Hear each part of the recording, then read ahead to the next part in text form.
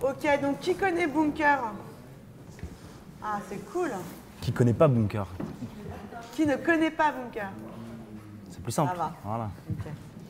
Alors, on n'a pas le CEO là. Non, on a on n'a autre pas le chose CEO. parce qu'on. Effectivement, on n'a pas le CEO. Eh, c'est choisi, hein. C'est moi qui ai voulu. Le CEO est plus grand et plus de barbe. Il a plus de barbe. Et il est plus méchant. C'est Edouard, donc toi, tu es plus côté. Côté market, acquisition, marque, comme vous voulez. Ça englobe plein de choses. Raconte-nous ta vie, ton œuvre, tout ça. Alors, Bunker, ça fait maintenant. Parle plus fort. Ça fait maintenant 3 ans, je pense, qu'on planche dessus. À la base, avec Alexis, on se connaît depuis notre première formation après bac. On s'est rencontrés en DUT. On a tout de suite une affinité de travail, de collaboration. On n'était pas forcément amis. C'est difficile à croire aujourd'hui, mais on n'était vraiment pas amis. On ne s'appréciait pas plus que ça.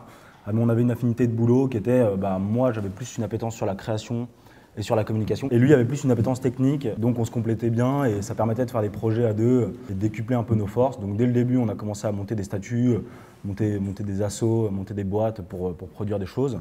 C'est quelque chose qui nous tenait à cœur pendant nos études. Après, on est parti à Paris. À la base, on est à Rouen, on vient de Rouen, c'est un peu compliqué, mais ça fait partie de notre histoire, vous comprendrez après. On est parti faire nos études à Paris. On s'est retrouvés en agence de communication tous les deux et à côté on continuait à bosser en freelance, on avait un statut chacun de notre côté, on bossait en team. Et puis on a été vite confrontés au problème de PowerPoint. Donc lui était bizdev et consultant pour une agence qui se développait à Paris. Moi j'étais chez Publicis Conseil au planning, donc c'est assez drôle parce que je travaillais avec l'associé de RD Talks. Ça me fait toujours rire quand je les vois. Et donc on était confrontés au PowerPoint tous les jours. On s'est dit à un moment donné, face à ce problème-là, il y a deux façons de réagir. Soit on se dit, ok, toute la vie je vais subir ça. Ça fait partie de mon job, ça fait partie de notre job. C'est quoi le problème de PowerPoint? Moi j'étais au planning, donc mon job c'était de faire des recommandations pour des clients. Donc forcément on prend un brief et ce brief on doit le traduire en slides. Donc notre job au quotidien c'est faire des slides. À un moment donné, on se pose la question, est-ce que j'ai fait un bac plus 5, est-ce que je suis allé si loin dans mes études?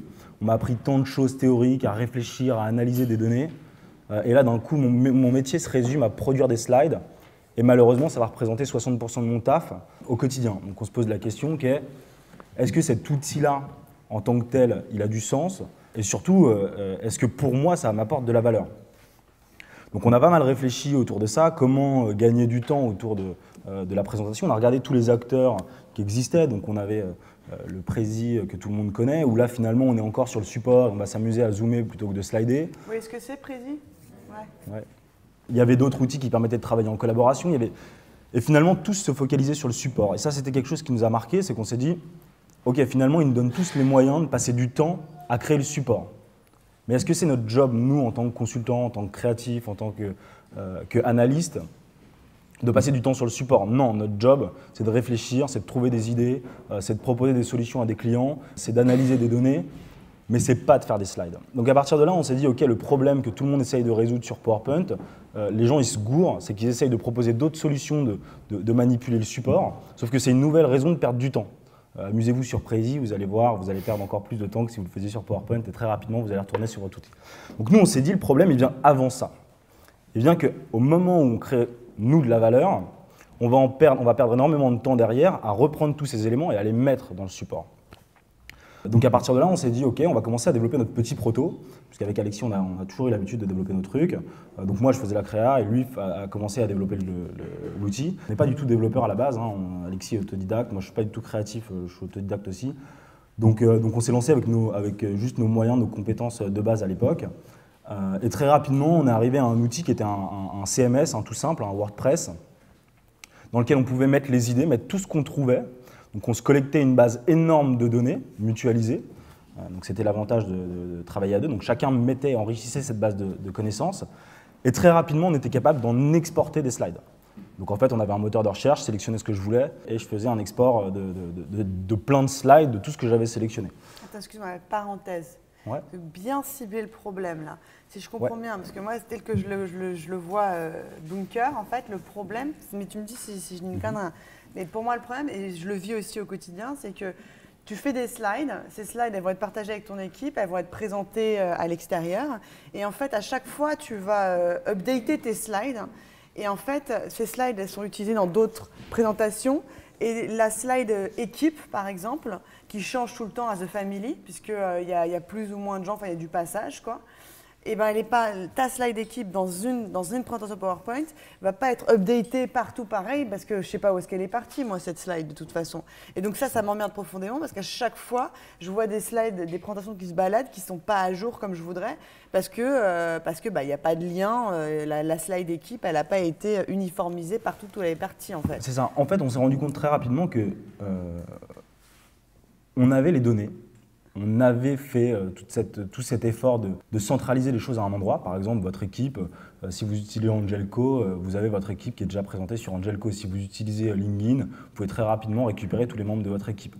On s'est rendu compte que ces données-là, elles existaient. On n'avait pas besoin de les refaire, elles existaient, que ce soit des données d'analyse, des données de recherche. Tout ça, c'est quelque chose qui existe, qui est stocké à des endroits. Vous utilisez sûrement Evernote pour prendre des notes pendant vos réunions. Vous utilisez peut-être Pinterest pour mettre de côté des images qui vous intéressent. Vous utilisez YouTube pour bookmarker des vidéos.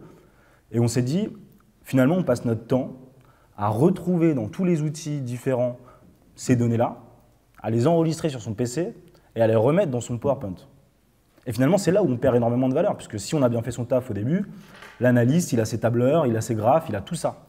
Aujourd'hui, on passe énormément de temps à prendre ces données et à les remettre dans son PowerPoint. Et nous, on pense qu'à cet endroit-là, il n'y a pas de valeur. On perd énormément de valeur. Et moi, je le voyais dans mon agence, c'est qu'il y avait des stagiaires qui étaient là uniquement pour faire les slides. Donc on allait les voir et on leur disait, OK, bon, bah, j'ai besoin de tel slide avec tel truc, j'ai besoin de tel slide avec tel truc. Et finalement, on mettait des stagiaires à cet endroit-là parce que le temps passé coûte beaucoup trop cher si on met un planeur, si on met un consultant, si on met quelqu'un qui est payé cher au taux horaire. Donc on perd énormément d'argent.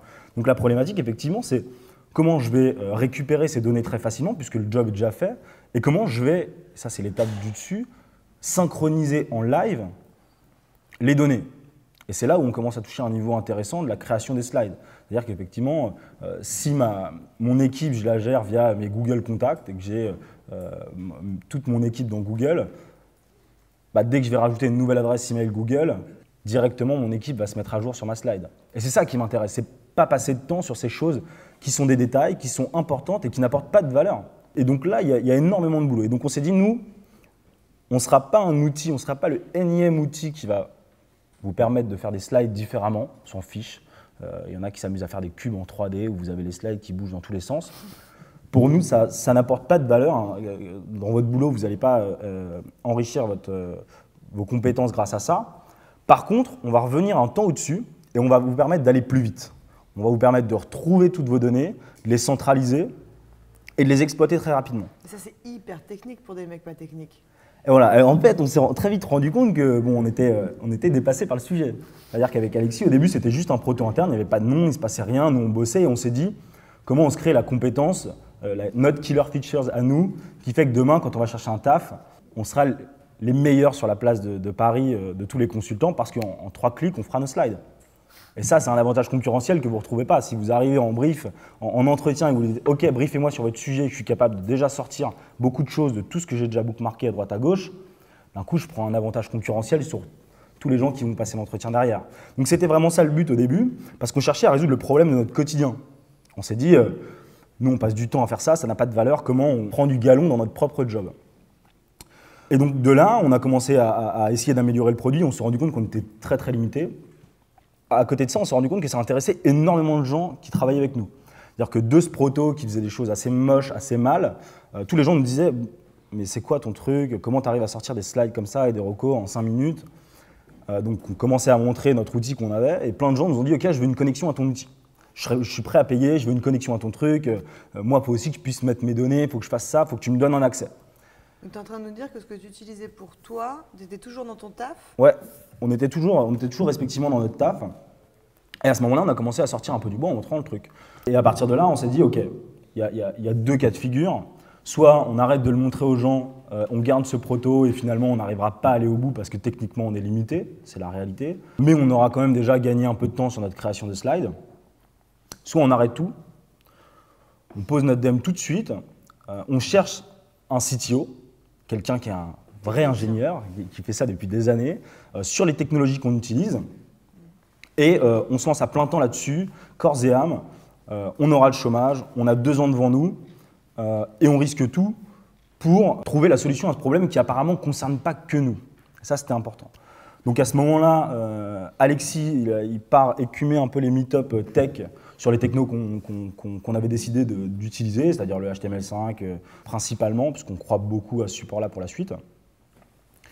Et on rencontre Jean-Christophe. De façon assez marrante, Jean-Christophe, il n'a pas du tout le même âge que nous. À l'époque, il a 35 ans. Moi, j'ai 24 ans. Alexis en a 25 aujourd'hui. Donc à l'époque, on a 22 et 23. Et il a déjà bossé sur des projets similaires de collecte de données, de récupération de données. Il connaît les technologies qu'on veut utiliser par cœur. Il est vraiment en phase avec le projet. Et lui attendait le déclic aussi de son côté pour se dire « Ok, je me lance. Je n'ai pas ces compétences d'acquisition, de marketing ou de produits que vous avez. » Il est dispo, il est freelance, À ce moment-là, il est en job aussi. Et donc on réfléchit, on se dit ok, est-ce qu'on va le prendre effectivement en freelance? Est-ce qu'on va s'associer? Nous, on voulait absolument s'associer. Donc Comment tu le testes? Pas mal de discussions. Comment tu vois que c'est un vrai bon? Parce que déjà, y a beaucoup de feeling là-dedans. Alors on prend beaucoup de risques aussi à ce niveau-là. On regarde tous ces projets qu'il a fait et ça a l'air de coller par rapport à ce qu'on veut. Et de toute façon, on part sur 1 mois de test avec lui et on voit s'il est prêt à s'engager avec nous. Donc nous, après quelques discussions, on se dit avec Alexis, ok, c'est le bon. Il va falloir qu'il vienne avec nous à Rouen et on va lui proposer ça. Et finalement, s'il accepte ce package, c'est déjà… Il habite où, lui? Aussi, il habite à Évry à l'époque. Et donc, quelques semaines après, Jean-Christophe nous dit « Ok, comme vous, je quitte tout. » Et en septembre-octobre, on se retrouve tous à Rouen. Donc le mec quitte sa vie pour venir à Rouen. Voilà, donc on quitte tous… À l'époque, c'est très drôle. Hein. On habite tous les 3 à Paris, on travaille tous les 3 à Paris. On a des copines et des vies à Paris. Et on se dit « Ok, on repart à Rouen. On limite les coûts. » Au maximum, on sait qu'il y a beaucoup de boulot sur le produit. C'est pour le cash burn que vous décidez. C'est ça, on décide pour le cash burn, on commence à tirer des plans et on se dit, faudrait être fou pour rester à Paris, puisque en fait on a 9 mois de vie parce qu'on a plus de dépenses permanentes dans nos vies personnelles, puisqu'à cette époque-là, il n'y a que vos vies personnelles qui ont des coûts. On a plus de dépenses dans nos vies personnelles que ce qu'on est capable de rentrer. Donc forcément, on est dans le négatif, tous les mois, on tire un peu sur la corde. Alors qu'en allant à Rouen, on a la capacité de prendre un très grand appart, de tous se loger dedans, et puis de mettre la boîte au centre et de réduire les coûts au maximum. Et d'un coup, on passe de 9 mois de capacité financière à 2 ans. Donc ça, c'est des choses aussi où c'est pas négligeable. Sachant que nous, on est un produit très techno, contrairement à RDTalks, et on n'a pas forcément besoin d'être présent à Paris. Aussi, contrairement à RDTalks, où au début, ils ont beaucoup d'événements, beaucoup de proximité avec les gens. Nous, on se dit, on est convaincus à ce moment-là que le problème de PowerPoint, c'est un problème mondial. Et donc, il n'y a pas de raison d'être à un endroit plus qu'à un autre. On ne sera jamais dans le monde autrement que par Internet. Donc, qu'on soit à Rouen, à Paris, à Toulouse ou n'importe où, il nous faut une bonne connexion Internet, c'est tout. Et à partir de là, on est délivrable, on communiquera en anglais et on va sortir du bois par Internet et pas par le fait qu'on sera à Paris et qu'on aura des bureaux physiques et que ce sera cool. Et vous êtes des petits filous parce que vous arrivez à faire kiffer je ne sais plus qui de la région de Rouen qui va vous donner de l'argent parce que vous êtes à Rouen en plus. Alors, ça c'est la version sympa. En vrai, c'est qu'à ce moment-là, il se passe pas mal de choses à Rouen. On arrive à un moment où c'est assez intéressant parce que la région décide d'investir beaucoup dans le domaine du numérique. Avant, ils avaient beaucoup investi dans les biotech, donc il y a de très gros départements biotech à Rouen. Et là, ils décident de faire la même chose, d'essayer d'avoir la même réussite avec le numérique. Donc nous, on va arriver dans cette brèche-là. Et donc, en 6 mois, on arrive à débloquer quasiment 100 000 € d'aide en prêt d'honneur. Donc, c'est des prêts d'honneur, hein, vous les prenez à votre titre personnel, donc ils ne nous ont pas donné de l'argent. Mais du coup, c'est très intéressant, parce que là, on est dans une position où on se dit, OK, nous, on a une boîte, on a 2 ans devant nous pour développer la techno. Et là, d'un coup, on a une bouffée d'oxygène pour pouvoir déjà recruter des gens.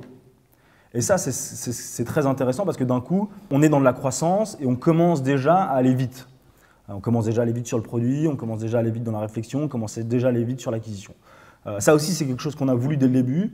C'est qu'on s'est dit, on ne va pas attendre 2 ans de lancer le produit qu'on a en tête. dès qu'on va pouvoir sortir quelque chose, on le sort, même si ça ne marche pas, même s'il y a encore beaucoup de choses à faire, pour itérer. Il y a beaucoup de gens qui nous ont dit « Ouais, mais sortez pas trop tôt parce que si votre idée elle est vraiment géniale, vous allez vous la faire voler. Il y a des gens qui vont récupérer ça, le faire avec plus de moyens, plus d'argent, plus de trucs. » La réalité, c'est que votre idée, tout le monde s'en fout. Soyez-en très conscients au début, c'est que tant que vous n'avez pas passé un premier cap de 1 million d'utilisateurs, de 1 million de chiffres d'affaires, ou des chiffres qui sont énormes, personne n'a envie de vous copier. C'est très fatigant de monter une entreprise. Il faut avoir beaucoup de conviction vis-à-vis de ça. Et il y a très peu de gens qui partagent au début votre conviction. Et ce n'est pas grave, finalement. À ce moment-là, ce qui est juste important pour vous, c'est d'itérer. C'est d'arriver, de mettre le minimum en ligne, même juste une promesse, et de voir combien de gens s'inscrivent. Quand on a décidé de se lancer à plein temps sur Bunker, on a trouvé un nom, on a trouvé une URL, on a mis une landing page, et on s'est dit, OK, il y a peut-être des gens qui vont tomber dessus et qui vont s'inscrire parce que la promesse les intéresse. Donc déjà, c'est intéressant parce qu'on voit si ça marche ou si ça ne marche pas. Justement à ce moment-là, on était très ambitieux. Et justement, on voulait être un peu cash pour voir si l'idée d'automatiser finalement la création de slides en temps réel pouvait être intéressante. Et donc, on disait créer vos présentations automatiquement. Donc, en termes de promesses, il n'y avait pas mieux.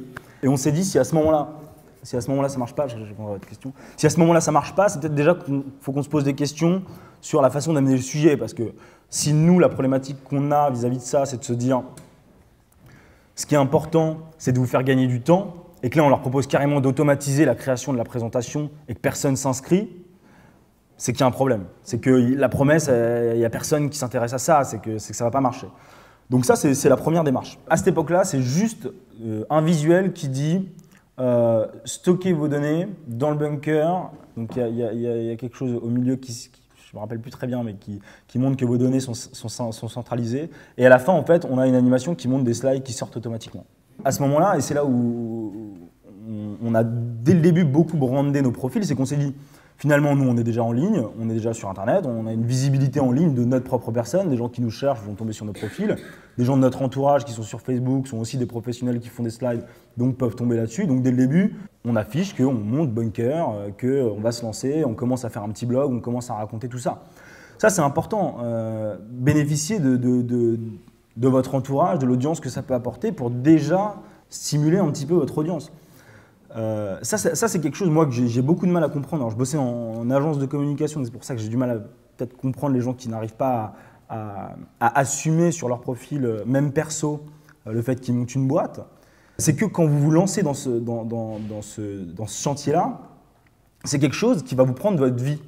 Peut-être à tort, mais si vous ne le faites pas pour changer les choses, parce que vous en êtes convaincu, et que derrière, vous n'êtes pas prêt à l'afficher sur vos profils sociaux, moi, je ne comprends pas la démarche. Même vous n'y croyez pas. Et ça, c'est quelque chose que je vois souvent chez les entrepreneurs. Il y en a qui me disent « Oui, mais si je le mets sur mon profil LinkedIn, je suis au chômage, et si mon conseiller à Pôle emploi va tomber dessus, machin, qu'est-ce qu'il va me dire ?» Je ne sais pas, on s'en fout. Moi, je l'ai fait dès le début. Mon conseiller Pôle emploi est tombé dessus. Et je lui ai dit « Voilà, j'ai rejoint une entreprise qui ne gagne rien, qui va se lancer. » Et je prends le pari avec eux en attendant de trouver un job, que ça va marcher. Donc j'ai mis ça, et puis en plus sur mon CV c'est cool parce que ça ne fait pas un trou. Ah ouais, c'est mortel, c'est génial, vous avez raison. Ok, on avance. Il y a toujours des solutions à tout ça. Le premier vecteur de communication, c'est vous. C'est pas pour rien que nous, et Joris qui doit être là ou qui est parti, non, qui est parti. Nous, on fait en sorte que tous les gens qui soient dans Bunker, tous les employés, véhiculent la marque. Parce que c'est important. On n'a pas de moyens. Dès lors que vous n'avez pas de moyens, tous les moyens sont bons pour communiquer. Et ça, moi, avoir un t-shirt sur moi, devant, vous êtes une petite centaine de personnes, ça ne nous coûte rien, ça me coûte 7 € le t-shirt. En plus, c'est sympa, ça me permet de m'habiller. Et donc, à travers ça, vous allez véhiculer votre marque. Et donc, c'est ce qui fait que d'un coup, quelqu'un va taper Bunker et va dire « Ah ok, je l'ai vu, c'est marrant. Ah tiens, ils font des prêts, je fais des prêts. Ok, je m'inscris. » Tous les moyens sont bons pour vous donner de la visibilité, pour grossir et pour itérer. Même si une personne qui n'a rien à voir avec ce que vous faites va sur votre site, il va pouvoir vous faire des feedbacks. Et justement, ces feedbacks seront peut-être bons ou seront peut-être mauvais. Et peut-être que justement, il va falloir segmenter votre message pour que ça ne parle plus du tout à ces gens-là et qu'ils ne viennent plus du tout s'inscrire. Ce n'est pas grave. Ce qui est important, c'est que vous sachiez à qui vous communiquez, quel message et pourquoi. Et tout ça, il va falloir travailler, itérer, améliorer. Donc ça, c'est vraiment important. Donc dès le début, landing page, on commence déjà, nous, à communiquer sur nos profils. Enfin, c'est tout bête, hein, mais vous bossez tous les jours, vous prenez des photos quand vous êtes avec votre famille et dire « Ah, bah, cet après-midi, j'étais dans le jardin avec machin ». Bah, c'est pareil au boulot. Cet après-midi, on a développé Bunker, on y croit toujours, on avance, il se passe quelque chose. Et même pour votre famille, pour vos proches, c'est vachement rassurant. Ils ont l'impression que vous faites quelque chose de votre vie. Surtout quand vous avez 22 ans, que vous quittez votre taf avec la vue sur les Champs-Élysées, qui est un peu une réussite sociale pour la famille, pour tout le monde, qui se dit « Ok, c'est cool, on a le petit-fils qui est dans une grosse agence de com, sur les Champs-Élysées, c'est mortel. » Et d'un coup, vous lui dites « Bon, en fait, c'est cool, on retourne à Rouen, on se met au chômage, on prend un appart, genre grosse coloc, on va travailler là à l'arrache et on va monter une boîte qui va changer le monde. » Votre famille vous dit « Ok, c'est bien, vas-y, fonce, on y croit. » Au bout de 3 mois, ils commencent à se poser des questions. Et tous ces vecteurs de communication qui sont simples, qui sont Facebook, Twitter, un petit blog pour raconter ce que vous faites, ça va aussi rassurer tout le monde autour de vous. Et de plus en plus, ils vont comprendre votre projet, croire en votre projet. Et au bout d'un moment, on a des réactions assez marrantes. Comme là, par exemple, on a reçu un mail de la maman de Joris, qui au début se disait, Joris, c'est notre employé qui s'occupe de toute l'évangélisation de Bunker. Il a fait une grande école de commerce et il a décidé de rejoindre une start-up plutôt que d'aller dans des entreprises où il aurait été beaucoup mieux payé, dans des entreprises beaucoup plus connues. Il a pris ce risque-là et dès le début, il me disait « Ouais, mes parents ne comprennent pas trop pourquoi j'ai fait ça. Ils me disent quand est-ce que tu vas aller dans une entreprise structurée, une vraie entreprise. » Et ce qui est drôle, c'est que là, on commence à passer des caps, on commence à grossir. Donc, ça les rassure aussi qu'ils ne soient pas tout seuls avec juste des associés pour monter un business. On commence à avoir un peu plus de presse. Et là, il y a Prési qui s'est lancé en France, donc ils ont fait tout un plan RP autour de ça. Et sa mère est tombée sur l'article du Monde, elle a envoyé l'article à Joris, et elle lui a mis « Attention, un nouvel acteur », parce qu'elle ne connaissait pas Prési, et elle lui met en gras « Il va falloir aussi les tuer maintenant ». Et nous, on s'est dit « Waouh, c'est génial, il se passe quelque chose, il y a l'émulation autour de ça, les gens sont fiers de pouvoir nous aider, quoi. » Donc ça, c'est important, et donc c'est pas parce que les gens ne vous comprennent pas au début qu'ils ne vous comprendront pas après. Et de la même façon que vous avez tous l'impression que votre idée est géniale et que si vous la sortez, tout le monde va vous la piquer, au début, tout le monde s'en fout. C'est dès lors que vous serez sorti du bois, que vous aurez 1 million d'utilisateurs et que tout le monde parlera de vous, que là, il faudra s'inquiéter. Vous serez assez armé pour pouvoir, pour pouvoir contrer ça. Donc dès le début, n'hésitez pas à balancer votre idée, essayez de récupérer le maximum d'infos de tous ces gens qui sont autour de vous et qui peuvent eux aussi passer le message. Ça, c'est très très important. Donc j'avance pas beaucoup dans mon histoire. Donc on est à Rouen, et puis il y a 1 an, puisqu'il y a 1 an maintenant, on se dit ok, on a notre premier proto, on a une bêta privée qui est déjà sortie, on a près de 1000 personnes qui sont sur la bêta, on se dit ok, on est à Rouen, on sent qu'il va falloir commencer à sortir du bois, et quelqu'un me dit ok, il y a des gens qui avaient monté le camping, c'était génial, ils vont monter un autre truc qui va être 10 fois plus génial, il faut que tu les rencontres absolument, ne serait-ce que pour discuter avec Alice et Oussama, parce que c'est des gens géniaux. Ils vont t'apprendre plein de choses sur les startups, parce que nous, à la base, on ne vient pas du tout de cet environnement-là. Donc j'envoie un email à Alice, qui à l'époque ne me répond pas du tout, puisqu'on a su après qu'en fait, il y avait d'autres startups qui voulaient aussi tuer PowerPoint, qu'ils avaient recalé juste avant. Et notamment, Oussama, juste avant, avait recalé une startup en disant « Alice, c'est la dernière fois qu'on prend des mecs qui veulent tuer PowerPoint, les mecs m'énervent, c'est un faux combat, faut arrêter ça. » Donc j'envoie un email à Alice à ce moment-là, qui ne me répond jamais. Et j'envoie un autre email à Oussama, en le pingant, en lui expliquant notre petite histoire, finalement, pourquoi on a fait ça, d'où on vient, qui on est, et où on en est aujourd'hui. Et un peu curieux, il dit « Ok, ils ont l'air un peu fous ces gens-là, mais je vais les rencontrer. » Et donc je prends un café avec Oussama, et Oussama adore le truc. Il dit « Ok, je vais être très sincère avec toi, j'ai vu des mecs comme toi vouloir lancer des concurrents de PowerPoint, mais vous n'avez peut-être pas trouvé la solution, j'y crois pas forcément, mais en tout cas, vous partez du bon constat et d'un problème que vous avez vécu. Et ça a été important dès le début pour lui, en tout cas c'est ce qu'il nous a raconté après, on ne saura jamais si c'est la vérité. Mais c'est que finalement, on ne s'était pas lancé parce qu'on s'était dit « Putain, c'est un marché à 1,5 milliard de personnes, donc si on y arrive, on sera forcément des géants et on va gagner beaucoup d'argent. » On avait tout plaqué, toute notre situation, justement parce qu'on était frustrés de ça dans notre vie, donc on s'est dit « Ce problème, il va falloir le résoudre avant tout pour nous, et si ça peut résoudre le problème d'autres gens, tant mieux. » Et donc c'est ça qui l'a séduit dès le début. Et dès le début, il me disait toujours je suis convaincu que ta solution n'est pas la bonne, mais je suis convaincu que tu trouveras la bonne solution. Donc il va falloir que tu ailles vite, que vous testiez plein de choses et que vous avanciez très vite. Donc on a rejoint The Family, on n'était pas encore lancé vraiment, on était encore en bêta privée. On a fait la soirée The Family il y a 1 an et 1 mois après, on se lançait en V1 chez The Family d'ailleurs, avec un petit lancement presse qui était un vrai faux lancement presse, puisqu'en fait on avait invité tous nos potes qui avaient un peu d'influence dans ce milieu-là, des gens qu'on avait pu crocher à droite à gauche, et puis comme le message avait déjà été un peu diffusé, d'autres gens de cercles un peu plus loin qui étaient influents dans ce milieu-là. Et donc là, très vite, beaucoup de tweets sur les réseaux autour de notre lancement. On avait fait une petite vidéo qui était beaucoup mieux que le produit actuel, donc on avait plein de gens qui venaient de la vidéo et qui venaient la voir. Et à partir de là, on a eu une croissance constante, à peu près 5% toutes les semaines, en ayant 3 gros leviers. Le premier, c'est la presse, puisque c'est quand même une bonne machine pour ramener des gens sur votre site. Le deuxième, c'est tout ce qui va être la recommandation, puisqu'en fait, on mettait énormément de barrières à l'entrée dans le produit pour que les gens, dès qu'ils arrivent, on leur suggère de partager pour gagner des jours d'essai, pour gagner des trucs. On a itéré beaucoup de choses sur ce sujet-là. On avait 30% de gens qui arrivaient sur Bunker qui partageaient le message. Donc je vous laisse réfléchir à ce que ça peut faire en termes de visibilité, mais on met 100 personnes, ça nous fait 30 personnes qui partagent le message, qui eux ont en moyenne 100 à 150 personnes dans leur réseau. Donc d'un coup, on avait une croissance constante puisqu'on avait une première boucle d'acquisition qui fonctionnait très bien. Donc à partir de là, on était lancé et puis focus produit, on itère, on améliore et on continue à travailler. Sachant que dès le début, beaucoup de gens nous envoient des messages en nous disant votre produit est naze. Clairement, la vision est bien, mais votre produit n'est pas là. Et nous, ça nous a servi à quelque chose, c'est à créer de l'engagement avec ces gens-là. On leur disait ok, effectivement, on est les premiers à dire qu'on a à peine 6 mois de développement. Il y a encore beaucoup de choses à faire. Par contre, j'aimerais bien avoir tes idées. J'aimerais bien qu'on se voit, j'aimerais bien qu'on prenne un café, j'aimerais bien que tu m'expliques toi ton problème fondamental sur la présentation et qu'est-ce que tu attends de notre vision aujourd'hui. Et ça nous a amené à changer beaucoup de fois de façon d'aborder le sujet, du message qu'on avait. Et très rapidement, déjà, on a créé automatiquement des présentations parce qu'on savait que ça ne parlait pas à tout le monde de la même façon. Voilà à peu près l'histoire de Bunker. Donc en fait, les gens te faisaient ta to-do list, quoi. Alors, le problème de ça, c'est qu'ils nous font notre to-do list et il faut savoir, il y a tout dedans. Il faut savoir ce qu'il faut garder. Et c'est là où une vision forte, une conviction forte sur un problème fort va à chaque fois vous amener à faire du tri. Et ça, c'est très intéressant.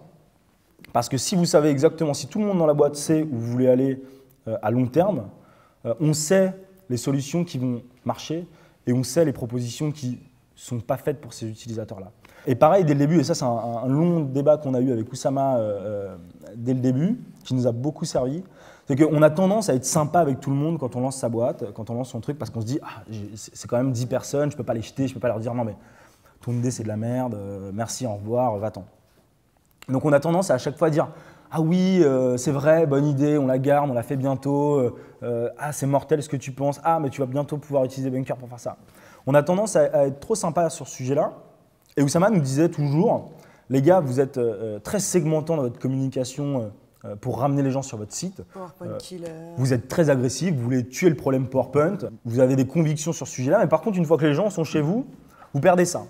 Vous êtes dans le monde des bisounours et vous êtes gentil avec tout le monde et vous adorez tout le monde et ça ne va pas du tout. Parce que c'est là le pire moment, parce que vous allez faire croire à des gens qui vont pouvoir un jour se servir de votre outil, alors que fondamentalement, ce ne sera pas le cas avant 3 ans. Et surtout, ils vont être déçus parce qu'à chaque fois, ils vont vous repigner en vous disant mais quand est-ce que ça sort ce truc? Vous m'aviez dit, c'est bientôt. Donc les gens, ils vont avoir de la frustration permanente. Par exemple, et ça ne va pas.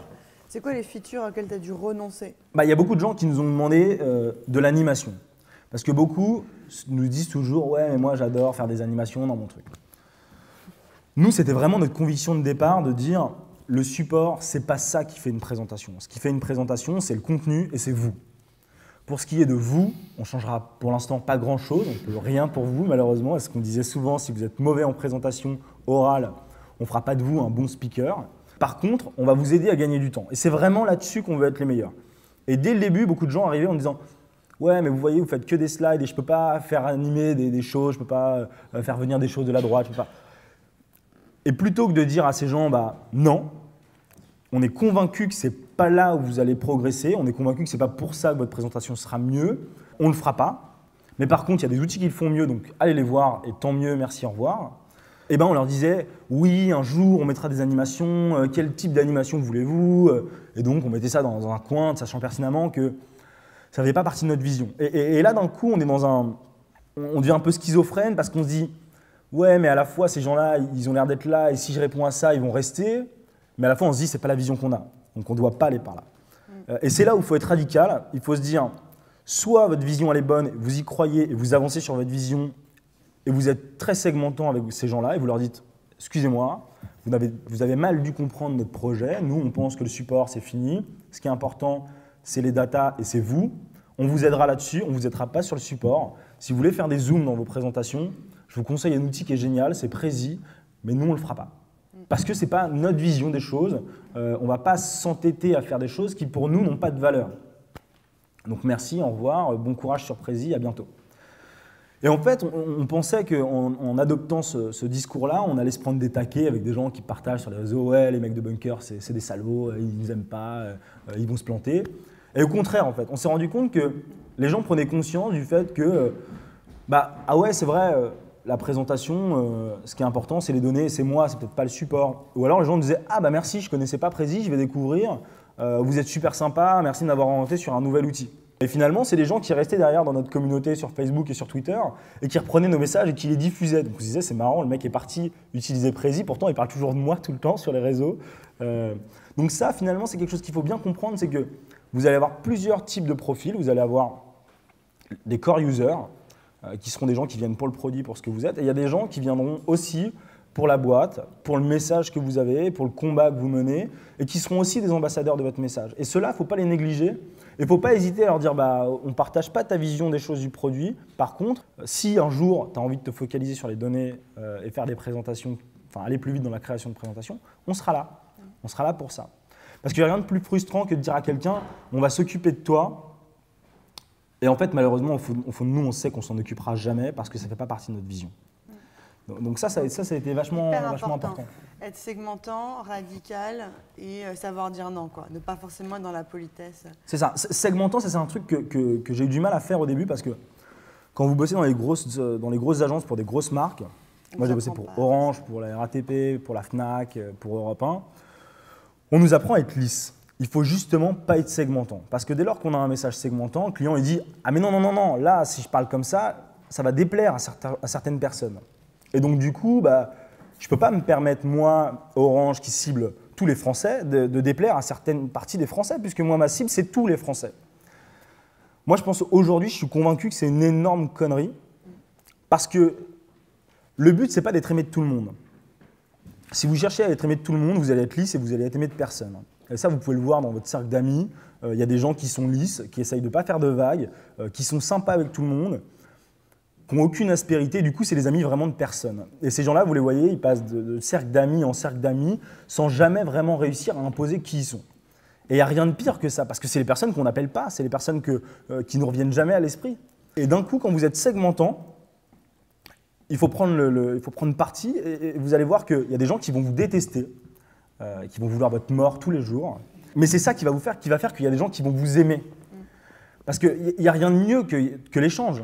Et si quelqu'un d'un coup vient dire « moi je déteste ces gens-là », il parle de vous. Et ça peut amener des gens qui ne partagent pas son avis à se dire « moi je ne partage pas ton avis, mais par contre je les adore ». Et donc là, vous allez commencer à créer un engouement, à créer quelque chose, et surtout à créer des échanges. Et c'est ça qui va être important. Le fait que sur les réseaux sociaux, quelqu'un va dire de vous Bunker, les mecs qui veulent tuer PowerPoint, franchement je ne comprends pas, c'est des cons, PowerPoint c'est très bien, machin. Il y a des gens qui vont voir ce message-là et qui vont dire « Oh là là, le mec s'attaque à PowerPoint, mais c'est génial, moi je déteste PowerPoint. Ah mais je ne suis pas d'accord avec toi, si s'attaque à PowerPoint, bon courage, allez-y les mecs, foncez. » Et là d'un coup, ce qui est génial, c'est que votre marque, elle vit sans vous. Vous n'avez plus besoin de dire qui vous êtes, les gens portent le message à votre place. C'est bien, c'est très compliqué parce que bon, après, le message, vous ne le maîtrisez plus forcément. Ça, c'est un truc vraiment mental et pour le coup, on est moins bon ici en France qu'aux États-Unis où pour le coup, c'est beaucoup plus naturel. Et ça, c'est un truc qu'il faut apprendre. Voilà. C'est difficile au départ d'être. Ça nous paraît comme de l'impolitesse et pourtant, c'est fondamental, quoi. Il y a un autre truc sur lequel j'aimerais bien qu'on revienne, si ça te va, ce serait parler de la levée de fonds. Parce que ça a été assez épique chez vous. Ça a été un long combat. On ne communique pas encore vraiment dessus. On ne communique pas dessus. Voilà, donc on est en cours de finalisation de levée. C'est effectivement quelque chose de très épique pour nous. On ne dira pas combien ni quoi que ce soit, ni avec voilà, qui. après, en fait… Mais raconte-nous le cheminement. Et en fait, est-ce que ça fait partie de ces… Dans cette équipe, il y a quand même que des grandes gueules. Ouais. C'est aussi ça le truc. Et voilà, il y a un grand sujet là-dessus, c'est que on a eu une très grosse croissance. On a eu beaucoup d'engouement sur les réseaux. On a eu un développement international qui nous a dépassé. Aujourd'hui, on est dans plus de 150 pays. On a 50 000 utilisateurs, on a près de 1000 clients. Donc c'est quelque chose où… Les 1000 clients, ils paient combien? 3 € par mois par utilisateur. Donc on a été dépassé par tout ça, même si on y croyait dès le début que ça allait toucher tout le monde. Comment tu as fait ton pricing d'ailleurs? C'est un long débat. Le pricing, ça a été aussi un gros sujet avec Oussama. On a beaucoup échangé là-dessus avec Oussama. Le pricing, c'est un vrai faux sujet. Parce que, en tout cas, dans notre cas, ce qui est important, c'est développer l'usage. Et dès le début, en fait, on s'est rendu compte, on a fait pas mal d'erreurs sur le produit, et notamment autour du pricing, c'est que nous, beaucoup de gens, avant qu'on lance le produit, nous challengeaient sur « vous n'aurez jamais de clients ». Personne ne sera prêt à payer pour un truc qui est aujourd'hui quasiment gratuit, parce que c'est craqué, parce que tout le monde l'a. Personne ne sera prêt à payer le moindre centime pour votre truc. Donc nous, comme en général, on essaye toujours de démontrer les choses très rapidement pour faire fermer la bouche à certains, on s'est dit « ok, on prend le challenge, on va vous montrer qu'il y a des gens qui sont prêts à payer pour le produit Bunker, pour la vision qu'on a, même si aujourd'hui le produit n'est pas fini. » Donc on s'était mis ça en tête et dès le début, on s'est dit on va mettre des barrières à l'entrée qui vont faire que les gens, on va les brider dans l'usage, on va faire en sorte qu'ils utilisent très peu le produit et que très rapidement, ils doivent payer. Alors ce qui est intéressant, c'est que du coup, on a réussi à mettre pas mal de leviers qui font qu'à certains moments, ils étaient pris au piège, donc ils payaient, et 3 €, c'est rien, donc ils se lançaient là-dedans. Mais de l'autre côté, ça a bridé totalement l'usage de Bunker. C'est-à-dire qu'il y a plein de gens qui se disaient « ok, je teste », ils avaient 35 jours d'essai, et finalement, ils s'arrêtaient parce que ils n'étaient pas encore prêts à payer, l'application n'était pas encore au rendez-vous, et donc on perdait ces gens-là. Donc le pricing, au début, il y a eu longtemps un sujet d'ego là-dessus, où on s'est dit il faut qu'on montre aux gens qu'on est prêt à avoir des clients, parce que c'était le challenge qu'on nous disait tous, c'est que c'est cool, il y a plein de gens qui s'attaquent à des sujets comme PowerPoint, vous allez être comme Prezi, vous allez avoir beaucoup d'utilisateurs, mais personne ne sera jamais prêt à payer comme Prezi. Donc dès le début, on s'est dit, ça va être un vrai sujet, il faut qu'on leur montre qu'on est capable d'avoir, comme un Dropbox ou comme un Evernote, plus d'1% d'utilisateurs payants. Donc ça a été quelque chose d'important. On a fait varier le prix, au début on faisait que des packages de groupe, sur des formules à plusieurs, et finalement aujourd'hui on se rend compte qu'on se ressent beaucoup plus sur un prix simple, un utilisateur qui peut évoluer au fur et à mesure de ce que vous voulez, mais vous ne pouvez que faire évoluer en fonction du nombre d'utilisateurs. Donc en fait, ça a été important. Donc finalement, on a fixé un prix, on voit qu'aujourd'hui ça marche, on est dans les clous de ce qu'on veut. On va essayer de l'itérer, on n'a pas encore fait d'A/B testing sur le pricing parce qu'on n'a pas eu le temps. Ça ne fait pas encore un an que le produit existe. Donc ça fait 6 mois qu'on a une formule payante, parce qu'au début c'était gratuit. On va itérer, on va s'amuser avec ça, on va voir à quel moment les gens sont prêts à payer. Mais pour ça, il faut que le produit soit finalisé. C'est-à-dire qu'aujourd'hui, on sait que sur la vision, il y a certaines personnes qui sont prêtes à payer à ce moment-là, parce qu'il y a des gens qui, pendant un moment, arrivaient sur le produit, payaient, sans même l'utiliser. Donc on se disait juste sur la vision, ils sont prêts à payer. Maintenant, ce qui va être important, c'est plus on va rattraper en termes de produit la vision, plus les gens seront prêts à payer. En tout cas, c'est le but. On n'est pas encore assez avancé là-dessus. Pour revenir sur le sujet des grandes gueules qu'évoquait Alice, nous, on a plusieurs problématiques qui sont intrinsèques à notre société. C'est qu'on s'attaque à un sujet qui est mondial, qui est le problème PowerPoint, qui touche toutes les entreprises, parce que ça fait perdre beaucoup d'argent aux entreprises, le temps passé sur ces outils-là. Et qu'aujourd'hui, tous les outils qui existent, c'est Google, Microsoft, Apple, les 3 principaux outils. On a Prezi qui se dégage aussi. Donc on s'attaque à un marché qui est énorme, avec des enjeux énormes, avec des marques énormes. Donc déjà, sur ce premier point-là, il y a plein de gens qui ont peur de se dire faut prendre le risque d'aller s'attaquer à des gens gigantesques. Et donc, il y a plein de gens qui, dès le début, nous disent non, on n'est pas prêt à aller sur ce genre de sujet en termes de financement, ça paraît touchy, personne n'y a réussi avant, on n'y croit pas, ça ne va pas marcher. Donc ça, c'est le premier sujet. Après, nous, on compense ce sujet-là parce qu'on est des grandes gueules, on est convaincus qu'on va y arriver, coûte que coûte, on ne lâchera rien. Et donc, du coup, on est très, très agressif sur le marché. Ça ne nous pose pas de problème aujourd'hui de dire que nous, notre mission, c'est de tuer le problème PowerPoint. C'est de tuer la façon dont les gens font leurs slides aujourd'hui. Parce que fondamentalement, ça ne se passe pas bien. Il y a quelque chose qui coince à ce niveau-là. Et ça, c'est quelque chose qui fait peur à beaucoup de gens en France, que ce soit des BA, des investisseurs, des clients ou BA, c'est Business Angel. des business angels. Parce qu'en fait, ils n'aiment pas le fait qu'on se mette à dos des gens. Et ça, effectivement, il y a beaucoup moins de réfractaires aux États-Unis ou dans d'autres pays. C'est qu'en France, on a souvent du mal à se dire qu'on va réussir à inverser la tendance, à retourner l'économie actuelle. Et on le voit, hein, le CAC 40, c'est des entreprises qui existent depuis beaucoup d'années. Il y a très peu de nouvelles entreprises qui ont réussi à s'introduire en bourse en France, ce qui n'est pas du tout le cas aux États-Unis. Parce que là-bas, on pense beaucoup plus au renouveau. En France, on pense plus à protéger les acquis qu'à se renouveler. Et nous, là-dedans, c'est vrai que on baigne dans la culture Internet, on est plus à même de se dire, nous, on n'est pas forcément plus français qu'international, on s'inspire de la culture des séries américaines, on voyage beaucoup plus que nos parents, on est beaucoup moins touché par ça. Moi, j'ai beaucoup moins d'a priori sur le fait d'essayer de préserver les emplois dans une économie qui est en décroissance permanente. J'ai plutôt tendance à me dire, ok, il va falloir trouver un emploi pour ces gens-là, c'est quoi les économies de croissance, comment on complète ça? Les vases communicants, ça existe depuis longtemps et on a toujours été dans l'évolution, donc pourquoi pas encore aujourd'hui? Et ça plaît pas forcément aux gens en France, et on l'a vu en région. En région, beaucoup de gens au début nous ont pris pour des fous. Non mais personne n'utilisera votre truc, c'est cool, hein, les gars, foncez, vous avez la niaque, mais personne n'y arrivera, personne n'utilisera votre truc. Donc ça, c'est un problème auquel on a beaucoup été confrontés, c'est le fait que nous, on était convaincus qu'on est très agressif et peut-être des fois, ça peut passer pour de l'arrogance. Et du coup, pour plein de gens, on est un peu des fous dans notre maison à Rouen qui essayent de changer le monde et qui n'y arriveront jamais. Et ça, c'est des discours qui sont difficiles à partager avec des gens qui ne pensent pas vraiment fondamentalement aux économies de rupture, parce que finalement, ils se raccrochent à des choses qu'ils connaissent tout le temps.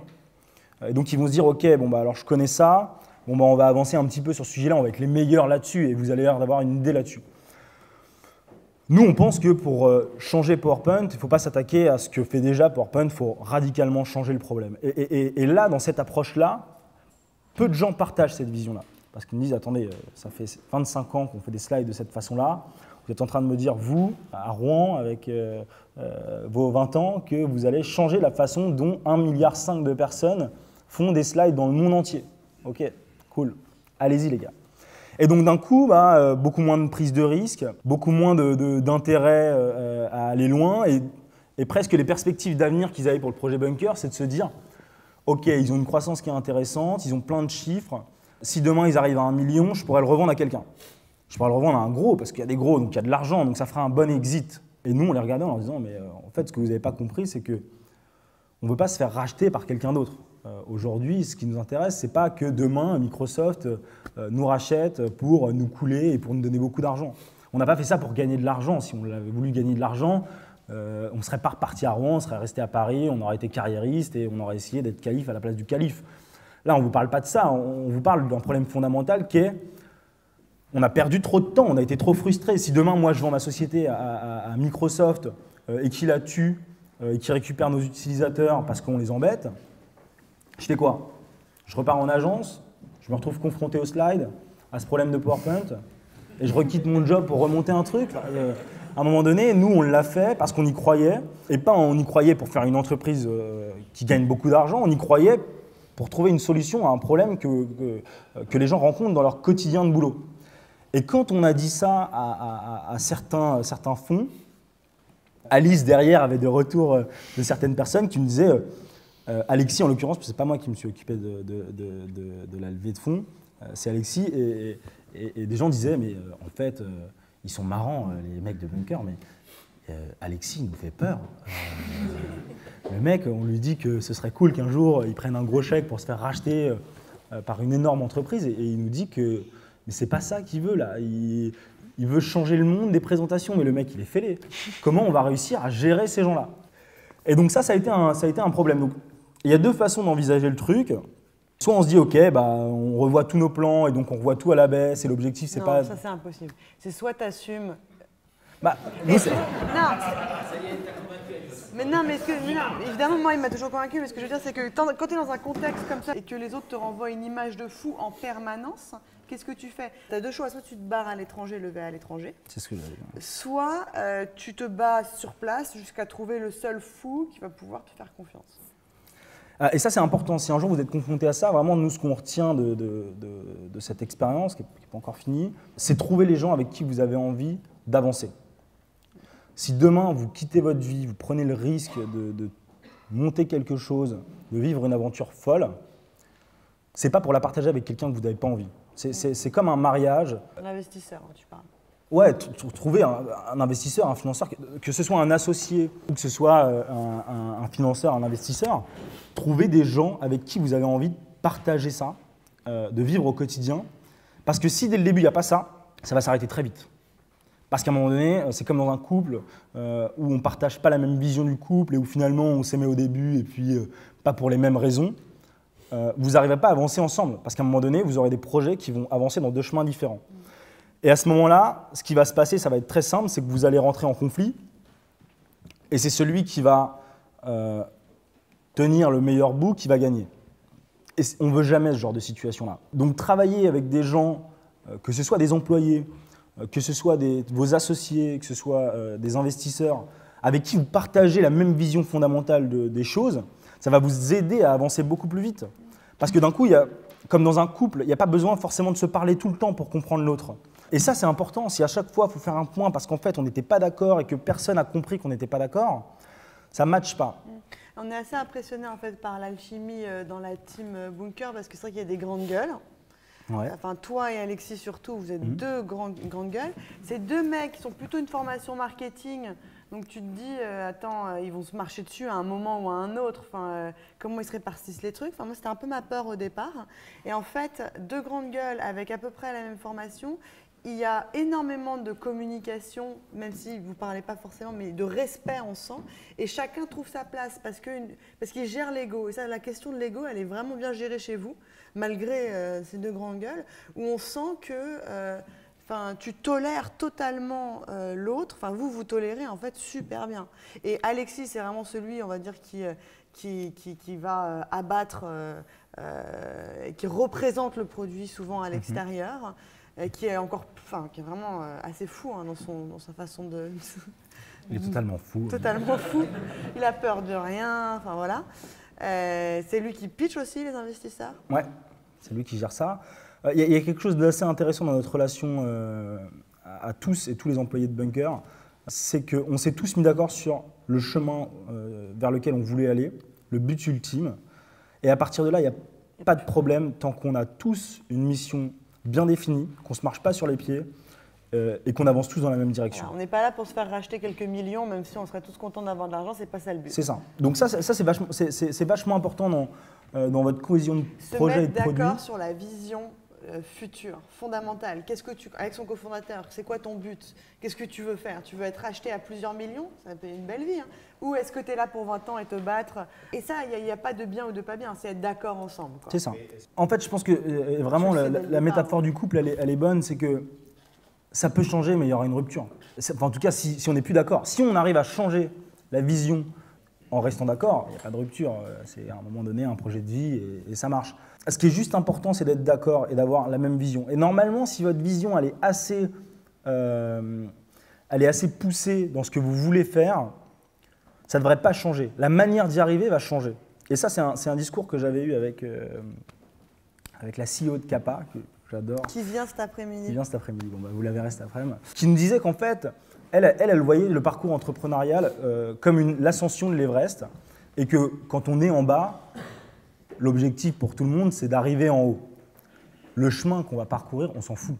Et finalement, personne ne retiendra le chemin qui a été parcouru. Ce qu'on retiendra, c'est si on est arrivé ou si on n'est pas arrivé en haut. Et ça, c'est important. Et donc, ce qui est important dans votre team, c'est bien délimiter l'endroit où vous voulez planter votre drapeau à la fin pour dire on y est. Les gars, on y est, on a réussi. Donc, si c'est un exit, mettez-le dès le début et dites OK, on fait une boîte pour faire un exit. Mais sachez-le, même si vous ne le communiquez pas publiquement. Et ensuite, le reste, il faut juste se mettre d'accord sur les chemins de chaque jour. Et il n'y a que ça qui est important, c'est savoir demain où on a envie d'être, et de savoir que chaque jour, on avance un peu plus du sommet, c'est tout. Et à partir de là, vous avancerez toujours un peu plus, un peu plus, un peu plus vers votre but ultime. Et donc, je pense que la vision d'une boîte, elle ne doit pas changer. Par contre, la façon dont on le fait, oui, ça changera. Et nous, on a déjà changé plein de fois. Parce que fondamentalement, quand vous êtes 3 dans votre appart et qu'aujourd'hui, on est 9, il y a plein de choses qui changent dans la structure, dans la façon d'avoir les responsabilités, dans la façon d'avoir la vision du produit. Aujourd'hui, on a 1 an de maturité sur notre produit de retour utilisateur avec 50 000 mecs qui nous ont fait des feedbacks. On n'avait pas du tout envisagé ça de Bunker au début. Pourtant, on est toujours à s'attacher à notre but qui est changer le problème de création de slides. Et ça ne changera pas. Et c'est là où on peut avancer de façon très claire avec beaucoup moins de management quand on est d'accord là-dessus. Parce qu'à partir de là, chaque personne est responsable de se dire « Ok, ça, je n'ai pas besoin de demander l'aval à toute la boîte et de faire une réunion qui va prendre 1 heure pour savoir si oui ou non on met ce truc en place. » Non, on s'en fout. On teste parce que lui, il est convaincu qu'à ce moment-là, il se dit « Ok, ça va nous rapprocher un peu plus du but ultime. » Et peut-être que des fois, on se rend compte qu'il faut faire 2 pas en arrière pour remonter après. Et ça, c'est pas grave. Dans les grosses boîtes, je pense qu'on essaye trop de planifier les choses en se disant bah, « Ok, je vais monter l'Everest, donc on fera un stop ici, un stop ici, un stop ici, un stop ici. » Et on se met tous d'accord et on signe tous au bout de la page. Le problème, c'est que c'est intéressant. Quand ce chemin est suivi, ça va beaucoup plus vite. Mais à partir du moment où il y a une averse ou une tempête de neige à ce moment-là dans l'ascension, qu'est-ce qu'on fait? Il faut qu'on change les plans. Il y a un endroit qui est tombé, comment on fait? On refait une réunion, on s'arrête tous pendant 1 mois, on reprend des plans pour refaire un parcours, et puis 6 mois après, on se refait un point pour… C'est quoi le but? Non. Nous, le but, notre vision, elle est mois par mois, jour par jour, et tous les jours, on itère un peu plus que la veille. Et ce qui est important, c'est d'avancer tous les jours un peu plus qu'avant. C'est quelque chose où The Family a joué un rôle énorme pour nous, c'est d'arriver à nous focaliser sur des données hebdomadaires. Des KPIs. Voilà, en termes de KPIs, au début, on a souvent l'envie de se dire « Ok, on fait des plans… » Et tout le monde, alors en France, ça c'est le truc que tout le monde adore. Et nous, on a été obligé de le faire pour tout ce qui est prêt d'honneur. C'est qu'on vous demande un business plan à 3-5 ans. Alors c'est génial. Hein. L'avantage avec Excel, c'est que vous pouvez tirer les graphes que vous voulez. Et en général, je connais personne qui a fait un business plan décroissant. Tout le monde dans une croissance exponentielle de malade. D'ailleurs, je pense que vous pouvez même chercher sur Internet des Excel et juste mettre le nom de votre boîte et dire « Ok, on va faire comme ça ». Donc c'est bien, ça peut faire du bien au moral. Le problème de ça, c'est que le jour où on n'est plus dans les clous, on se fait peur.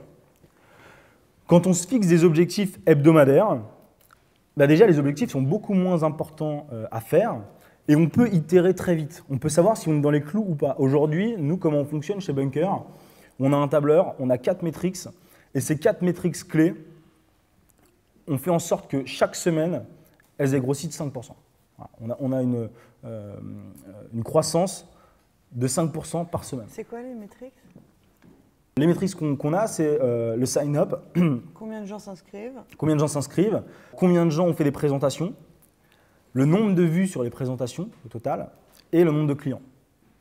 Voilà. Et donc, en fait, et c'est ça qui est très, très important sur vos métriques. Quand vous les mettez sur un papier de façon hebdomadaire, bah, vous allez avoir l'impression que c'est accessible.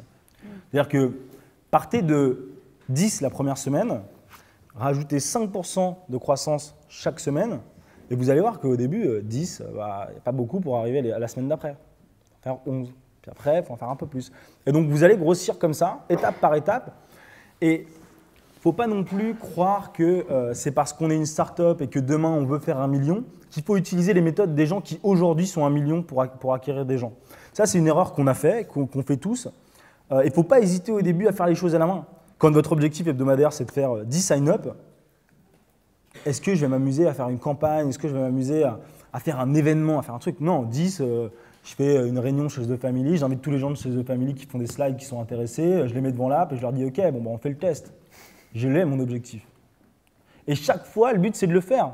Et si j'y arrive, personne ne vous jugera, personne ne vous dira « Ouais, mais au début, les 10 premiers, vous les avez fait à la main. » Ouais, bah super, ok, c'est le problème. Aujourd'hui, on a 1 million, c'est quoi le problème? Donc ça, c'est des réflexions qu'on a qui sont un peu absurdes. Et donc, n'hésitez pas à faire cet effort-là. Parce qu'il n'y a rien de pire que de se dire, bon, bah, alors je vais faire comme les grosses boîtes. Donc, je vais lancer un CP, je vais prendre un listing, parce que sur Internet, vous trouvez des listings de journalistes assez facilement. Je vais l'envoyer en masse comme font les grandes boîtes. Et comme moi, je suis une start-up et que je suis cool et que machin, ils vont parler de moi. que vous n'êtes pas une grande boîte, personne ne va parler de vous, et vous allez arriver le jour du lancement, avoir lancé vos communiqués, et vous allez dire « Merde, il n'y a personne qui est venu sur mon site ». Alors qu'en fait, mon objectif, c'était 10. J'aurais pu le faire autrement. Et donc ça, c'est vachement important d'essayer d'être totalement réaliste par rapport aux objectifs qu'on s'impose. Parce qu'en fait, ce qui est important, c'est de se dire « Bon, ok, j'ai trouvé facilement comment, en une journée, faire 10 sur une semaine. » Bon, bah, ce truc-là, pendant que je peux le faire, je continue à le faire. Donc chaque semaine, je fais des petits meet-up, par exemple. Et puis à ça, dans la semaine, j'ai un peu de temps quand même. En général, les semaines sont assez longues. Qu'est-ce que je vais pouvoir mettre en place? Et donc là, il faut réfléchir à d'autres outils. Est-ce que je vais, de par mon groupe Facebook, faire des choses? Voilà. Et aujourd'hui, par exemple, sur Bunker, on a dépensé 0 € en communication. Enfin, en tout cas, en acquisition marketing, parce qu'en communication, on fait des choses. Ça c'est de la communication, donc ça nous coûte de l'argent un peu. Et ça, c'est quelque chose qu'on a envie de garder aussi longtemps, c'est de se dire, il faut qu'on arrive à trouver des leviers suffisamment malins à chaque étape de notre croissance qui font qu'on ne dépensera pas d'argent là-dessus. Parce qu'en plus, si on a une vision forte et qu'on résout un problème, les gens passeront le mot. Aujourd'hui, tout le monde sait que l'aspirine, ça sert à guérir les mal de tête. Bah, si nous demain, on sert à guérir le problème de PowerPoint, tout le monde dira à son pote, ah, bah, tu vois, tu peux utiliser Bunker. On s'est basé sur des exemples assez simples. En fait, moi, quand je suis arrivé, quand on a commencé Bunker, j'ai eu quand même un gros… on s'est un peu lancé dans le vide. Et moi, j'étais un peu stressé par le fait de me dire, OK, j'ai bossé pour des grosses marques, j'ai fait des trucs cool, j'étais content de ça. Et là, d'un coup, je me dis, OK, je monte ma marque. Et la différence fondamentale avec mon job d'avant, c'est que plutôt que de bosser sur des budgets entre 100 et 1 million d'euros de communication, là, d'un coup, j'ai rien. C'est pas genre un peu, c'est rien du tout. Donc c'est ça qui est important à chaque fois de bien se positionner et se dire, OK, comment on fait des choses avec rien? Et The Family, c'est le meilleur exemple. Par exemple, ils arrivent à faire énormément de choses en réfléchissant à des choses. Et ça, c'est con, mais si vous avez une tête bien faite, vous allez rapidement trouver des leviers tout bêtes pour faire des choses qui ne vous coûteront rien. Parce que dès lors que vous mettez de l'argent dans la machine à communication, vous ne l'enlèverez jamais. Et donc à partir de là, finalement, c'est de l'argent que vous ne mettez pas dans votre produit. Et pour nous, ce n'est pas une bonne méthode. On est convaincu que si on trouve une vraie solution à un problème qui compte pour les gens et qu'on a une place dans cette société parce qu'on accompagne les gens au quotidien, ça va partir tout seul. Ici, personne n'a vu une pub de Facebook pour s'inscrire sur Facebook. Je pense que vous y êtes tous. Je pense que vous n'avez jamais vu de pub de Dropbox pour vous faire un compte Dropbox. Et je pense que vous y êtes tous.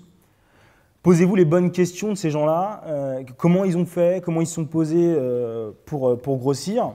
Et ça n'empêche pas de faire des billions de dollars compagnie. Après, si vous avez envie si finalement votre produit ne peut pas fonctionner tout seul, parce que vous n'arriverez pas à véhiculer du bouche à oreille autour de ça, posez-vous la question de quelle place il a et quelle valeur il apporte. Ça, c'est quelque chose qui est vachement important. Et moi qui ai bossé pour des grosses marques, ça c'est quelque chose qui m'a beaucoup frustré, c'est que quand on bosse que sur la partie communication, finalement on identifie des choses, parce que nous on est au contact avec le client et la cible, et on identifie des choses qui ne sont pas relatives à la communication, sont souvent relatives au produit. Et la grosse frustration des gens dans les agences de communication, c'est que finalement, pour faire changer la marque, la notoriété, l'envie d'aller vers elle, il faudrait changer le produit. Sauf que nous, on ne peut pas toucher à ça. Donc comment on fait? Finalement, on touche les gens par des budgets médias qui vont être de plus en plus élevés et qui auront des impacts de moins en moins importants. Donc, posez-vous les bonnes questions sur l'acquisition, allez chercher les bonnes personnes là où elles sont, et surtout, faites-les par rapport à vos objectifs. Essayez de découper tout ça dans des objectifs atteignables. Parce qu'en fait, il n'y a rien de pire que de dire je veux être à 50 000 dans 6 mois, et puis le premier jour, on n'en a pas beaucoup, on ne sait pas trop ce que ça représente, et puis un peu mieux après, et puis un peu moins, et puis on ne sait pas si on est dans les clous pour arriver à 50 000, et puis on se dit toujours ouais mais non, parce que là, de toute façon, j'ai un nouveau lancement d'un nouveau truc qui va cartonner, donc ça va marcher. Le problème de faire ça, c'est que bien souvent, ce qu'on a en tête et ce qu'on a l'impression que ça va dégager pour les gens, ça fait souvent flop, et ça c'est une réalité. Donc essayez d'aller petit à petit et de rassembler les gens autour de vous, autour de votre marque, autour de votre projet. On n'a pas vraiment de méthode pour recruter, on fait surtout appel à notre réseau, principalement, parce qu'on pense que déjà pour recruter des gens sur des métiers clés, il va falloir qu'on ait une certaine affinité avec eux et qu'il se passe quelque chose d'humain. Donc pour l'instant, les gens qu'on a recrutés, c'est des gens qui gravitaient autour de nous. Après, il y a quelque chose qui a été très très important pour identifier si le profil collait à Bunker ou pas. parce qu'on a fait une erreur de recrutement, c'est de poser au clair les valeurs qui structuraient Bunker. Quand vous montez votre boîte, vous et vos associés, vous avez des valeurs que vous partagez souvent, mais qui sont des non-dits. Vous n'avez pas besoin de vous dire nous, on est des guerriers, parce que ça fait partie de vous. Donc tous les jours, vous vous levez, vous avez envie de tuer PowerPoint, et vous n'avez pas besoin de le dire, de l'écrire sur papier, parce que ça fait partie de vous. Et il y a plein d'autres valeurs qui vous correspondent. Et au début, on s'est dit, ce qui est important pour recruter quelqu'un, c'est ses compétences, c'est que ce soit le meilleur. Parce que si c'est le meilleur, forcément, il s'adaptera à nous, et donc du coup, il va nous apporter beaucoup. Et on s'est rendu compte que ça ne suffisait pas. Parce que c'est comme un ami. S'il est votre ami, ce n'est pas juste parce qu'il est brillant dans quelque chose. C'est surtout parce que vous partagez beaucoup de choses. Vous allez faire des choses ensemble, vous allez rire sur les mêmes blagues, vous allez pouvoir échanger le midi à la cafette, des choses comme ça. Et surtout quand vous êtes une start-up où vous ne comptez pas votre temps, vous allez surtout passer beaucoup de temps ensemble. Et c'est très dur de passer beaucoup de temps avec des gens. Et plus vous allez avoir des caractères trempés, plus ça va être dur de passer du temps avec beaucoup de personnes. On a pris une journée entière pour poser, ce qui est beaucoup en tant que start-up, une journée entière, c'est pour ça que je marque le mot, pour poser les valeurs de notre boîte. Et ça, c'est quelque chose qu'on a mis publiquement en ligne. Aujourd'hui, on a 5 valeurs qui structurent de A à Z ce qu'est Bunker, et surtout ce qui nous structure, nous, pour juste faire en sorte que les gens qui arrivent là, ils partagent ces valeurs-là. Aujourd'hui, les valeurs de Bunker sont simples. La première chose, c'est qu'on est une équipe. On s'est rendu compte de ça assez tard, mais c'est quelque chose qui est là depuis le début. C'est que, comme le disait Alice, on ne se marche pas sur les pieds, donc on a tous un peu notre rôle. Et donc à partir de là, chacun a son poste, chacun a son but. Et dans une équipe de foot, un gardien ne va pas avoir le même rôle qu'un défenseur, on ne demandera pas les mêmes choses aux mêmes gens. Ce qui est important dans cette équipe, c'est qu'on se serre tous les coudes, on est tous là pour le même but, on avance tous dans la même direction. Nous, en l'occurrence, c'est pour tuer PowerPoint. Et ça, il faut qu'on le partage. Dans une équipe, s'il y a quelqu'un qui ne partage pas ça, et qui tous les jours va à l'entraînement et se dit « ouais, mais non, de toute façon, on ne gagnera jamais le championnat, j'y crois pas, les mecs qui sont là, ils ne sont pas bons », vous ne gagnerez pas le championnat. Pas parce que les mecs qui sont là ne sont pas bons, parce qu'il y en a un qui est là et qui ne croit pas. Ce qui est important dans une équipe, c'est que quand le jour où il y a quelqu'un qui est moins bon, les mecs ne se regardent pas en disant « ah ouais, lui, il est moins bon ». C'est que les mecs, ils viennent l'aider à débugger son truc, à améliorer son truc. Et ça, c'est important pour nous. On s'en est rendu compte très vite, parce que c'est comme ça qu'on fonctionnait dès le début, nous trois. C'est que même si moi, je ne développe pas, on se posait, on essayait de réfléchir intellectuellement à comment on pouvait trouver une solution technique à ça. Et ça, pareil, dans le côté équipe, c'est qu'on a tous la curiosité intellectuelle de se dire « je m'intéresse à cette personne-là, même si elle ne fait pas les mêmes choses que moi ». Et ça, c'est des choses aussi qui, des fois, gangrènent les boîtes. C'est qu'il y a un clivage entre les profils tech et les profils market. Et vous, de toute façon, vous êtes des vendeurs de tapis. Et vous, de toute façon, vous êtes des mecs qui écrivent des lignes de code et qui sortent jamais devant votre PC. Et ça, c'est une catastrophe de penser ça. Parce que là, on est en train de jouer en haut niveau contre Google, Apple, Microsoft. Si je commence à penser ça des mecs qui sont dans mon équipe, on n'arrivera pas à avancer. Et donc ça, c'est la première couche. La deuxième couche, c'est qu'on est une équipe de guerriers. Ça, c'est quelque chose qui nous caractérise aussi. On est prêt à se battre pour atteindre notre objectif et on n'hésitera pas à mourir pour y arriver. On n'a aucun scrupule avec ça. Pour nous, on est en mission, on part en guerre contre ces géants-là. Et la métaphore qu'on a souvent, c'est si on prend David et Goliath, on n'a pas de souci à être David. Et donc, dans ce combat, on est convaincu qu'on aura peu de chances de lancer la pierre. On a peu de chances qu'elle arrive sur la tête de Goliath, mais on est convaincu qu'on va y arriver. Et si on n'a pas cette mentalité de guerrier, s'il y a quelqu'un dans l'équipe qui, à un moment donné, peut se dire « non, finalement, les mecs, c'est des fous qui pensent qu'ils arriveront à faire ça », ça ne marche pas. S'il y a quelqu'un qui ne croit pas à ça dans l'équipe, on n'a aucun scrupule à lui dire « tu ne fais plus partie de l'équipe ». Ça, c'est très, très important. Alexis est très, très bon pour ça. Alexis, c'est notre guerrier en chef. Alors je vous invite à aller voir la presse parce qu'en fait, nous, on adore les films et quand on a commencé à bosser sur les valeurs, à chaque fois qu'il y avait une valeur qu'on voulait exprimer, on rattachait ça à un film qui nous parlait, on se disait on veut être ce mec-là de ce film-là. Donc pour l'équipe, c'est L'Enfer du dimanche.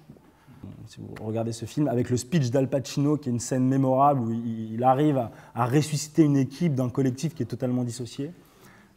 Donc ça nous parle beaucoup. Pour l'esprit guerrier, bon, c'est les 300. Hein. Si vous voyez la photo d'Alexis, vous verrez pourquoi la métaphore est assez bonne. Et ça, pareil, dans cette idée-là, de 300, on pense qu'il faut que tout le monde soit à son poste de guerrier.